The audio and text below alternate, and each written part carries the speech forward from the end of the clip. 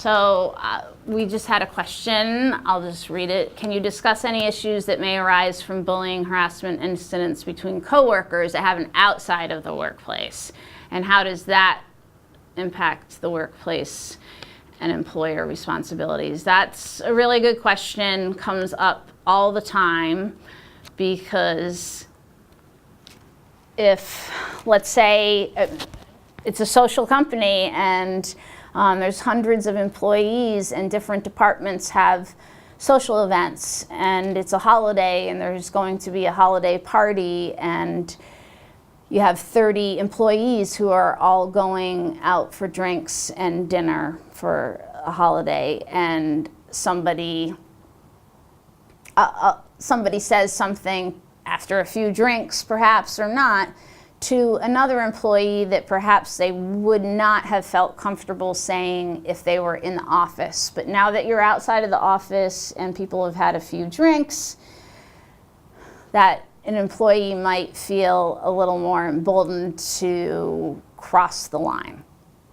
So the issue with that is that, and the law has gotten a little better about defining the employer's responsibilities, even if the employees are outside of work.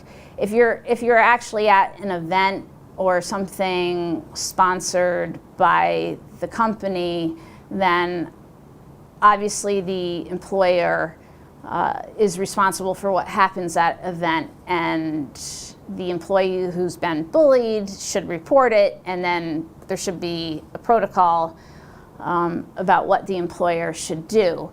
It's a little tougher when you have coworkers and say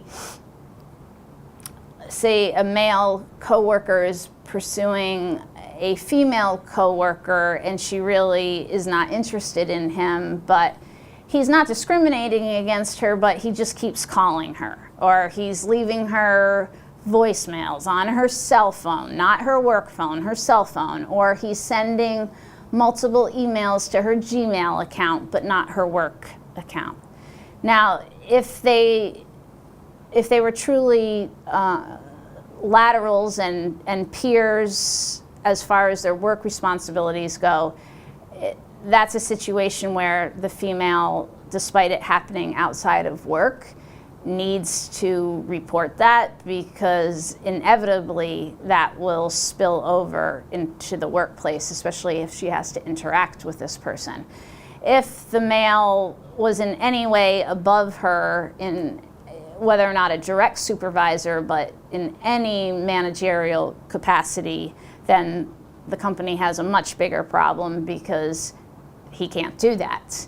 And again, that's something that needs to come from the top down, and management needs to make clear to anyone in a supervisory capacity that the bar is pretty high, and that type of conduct is not considered professional, it's not considered acceptable in 2017. And so that male employee will just have to find somebody else to pursue, but it's not going to be that female. And then if it continues, the female employee has to have the sense that her concerns will be addressed by the company confidentially. We'd be assuming that nobody else at work would know, and that she would not face any harassment,